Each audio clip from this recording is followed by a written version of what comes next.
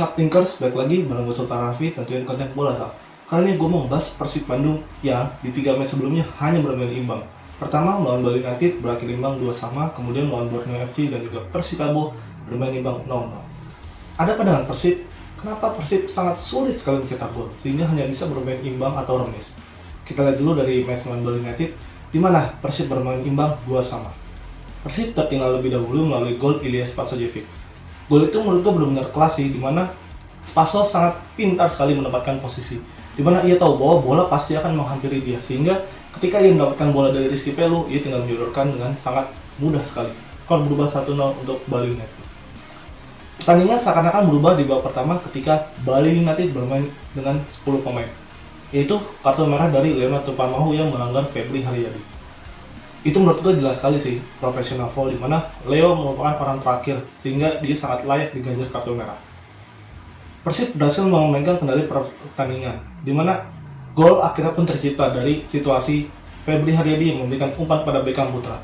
Gol itu menurut gue sangat baik sih, di mana koordinasi antara Febri dan juga Mark Klok, di mana Febri mendapatkan umpan yang sudah lama sekali yang ia jarang mendapatkan. Terakhir umpan seperti itu kan di musim 2016 saat itu di Tropical Soccer Championship, di mana umpan-umpan bola daerah sering diberikan oleh Marcos Flores. Klok memberikan umpan daerah pada Febri pun berlari masuk ke dalam, kemudian memberikan kartu pada Beckham Putra. Skor pun berubah 1-1. Namun di babak kedua, Coach Teko berhasil melakukan beberapa pergantian pemain yang menurut gue itu cukup efektif sih, dengan memasukkan M. Rahmat, pemain cepat, menggantikan Spaso. Walaupun sempat dikejutkan melalui gol dari Beckham Putra yang terjadi antara blunder si kiper Bali, Wawan Hendrawan, dan juga back mereka Haudi Abdillah yang ada miskomunikasi, sehingga Beckham berhasil merebut bola dan menjebloskan bola dengan sangat mudah ke gawang Wawan Hendrawan. Skor pun berubah 2-1 di awal babak kedua.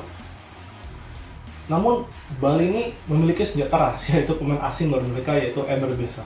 Eber dimasukkan menggantikan Haryono. Kemudian ia berhasil menyulap lini tengah Bali United bersama Brawanori, seakan-akan seperti Bali melawan Persib ini seperti 11 melawan 11, di mana koordinasi mereka berdua ini sangat baik sekali. Dan itu terbukti bahwa Eber berhasil memberikan umpan atau assist pada pemain Bali United, yaitu Yabesoni yang berhasil menceploskan bola ke gawang Dede Nasir. Skor pun berubah 2-2.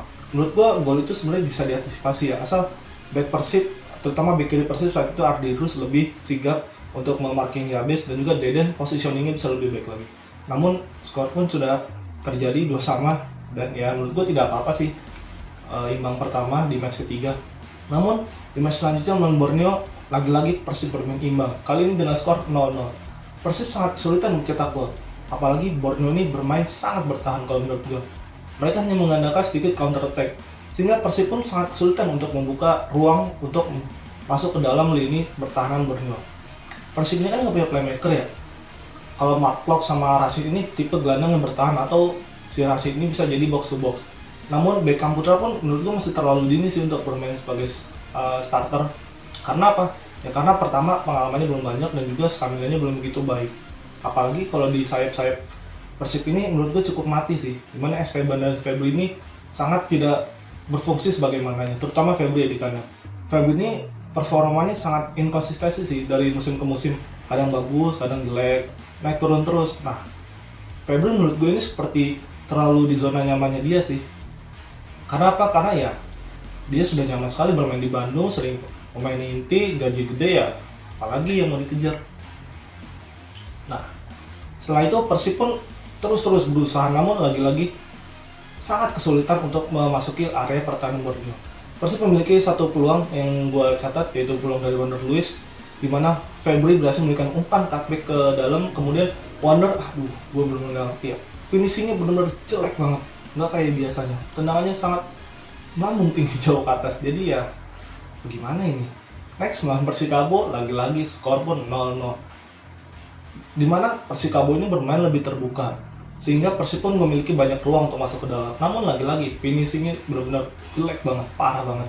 Apalagi Wander, gue nggak ngerti kenapa ya Wander ini performa tiba-tiba grafiknya menurun semenjak Piala Menpora. Kita tahu kalau final Piala Menpora itu terutama di leg kedua, Wander ini kan mengalami sedikit gangguan cedera, makanya dia di babak kedua pada saat itu digantikan oleh Ferdinand Sinaga. Nah, mulai dari situ tuh performa mulai sedikit ngedrop sampai sekarang.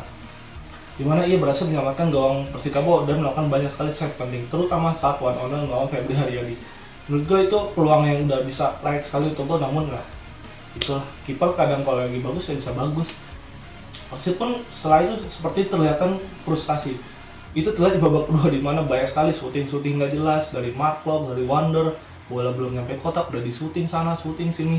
Dan Coach Robert pun juga gol-gol udah berusaha masukkan beberapa pemain yang ada di bangku cadangannya, termasuk ada Erwin Ramdhani, juga ada Dado yang beri kesempatan, dan juga Beckham babak kedua langsung dimasukkan, yang dimana di sebelum-sebelumnya kan menjadi starter. Namun kali ini coba untuk menjadi seorang game changer, namun seperti tidak terlihat. Kenapa? Karena Beckham bermain bukan di posisinya, dia lebih bermain berlebar.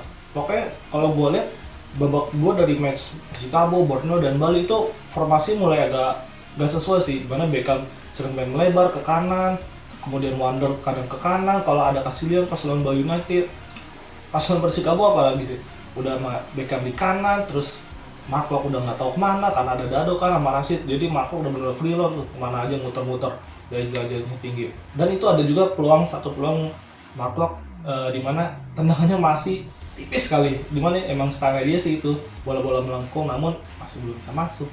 Skor pun masih 0-0. 3 kali seri, 3-3-nya itu menurut gue seri rasa kalah sih, dimana ya Persib harus bisa menyapu bersih 3 pertandingan itu. Pertama lawan Bali udah jumlah gol pemain, ya kan, pemain lini tengahnya juga lebih bagus, tapi kenapa sulit mencetak gol? Apalagi lawan Borneo dan Persikabo yang notabene di atas kertas Persib lebih unggul, tapi ya tidak bisa apa-apa juga. Nanti malam Persib akan melawan PSM Makassar. Ini menurut gue udah kemenangan benar-benar harga mati sih. Ya kalau nggak menang, Boboto pasti bakal kecewa lagi dong. Dimana mereka ini butuh 3 poin. Karena menurut gue ini liga dimana kemenangan tipis pun nggak apa-apa menurut gue. Yang penting 3 poin. Karena liga ini kan sistemnya kan poin, kompetisi jangka panjang. Nah, masih ada sekitar 34 pertandingan. Ya jadi kalau lu cuma seri-seri misalkan 3 kali main nih, lu 3 kali seri cuma dapat 3 poin. Tapi kalau 3 kali main, lu 2 kali menang, lu sekali kalah, lu tetap dapat 6 poin. Lebih unggul kan poinnya. Itu menurut gue Coach Robert ini harus bisa lebih memutar otak dan memaksimalkan pemain-pemain yang ia punya. Kita tahu pemain Persib ini kan sangat berkualitas, terutama di tengah. Skuadnya menurut gue cukup dalam sih. Walaupun di striker ya mereka cuma ada Wander, Castillion, dan juga Ezra. Namun hal itu bisa dirubah dengan strategi baru, di mana mungkin Robert bisa memainkan false nine, bisa diisi oleh Tiskara ataupun Erwin yang bisa isi di situ. Nah ini menjadi tantangan tersendiri sih bagi Robert. Pokoknya lawan PSM, kalau menurut gue sih benar-benar harus menang. Berapapun skornya yang penting menang dulu dah 3 poin, sehingga apa? Sehingga trust Boboto nih ke Persib bisa naik lagi. Kemudian kepercayaan diri pemain ini bisa bangkit lagi.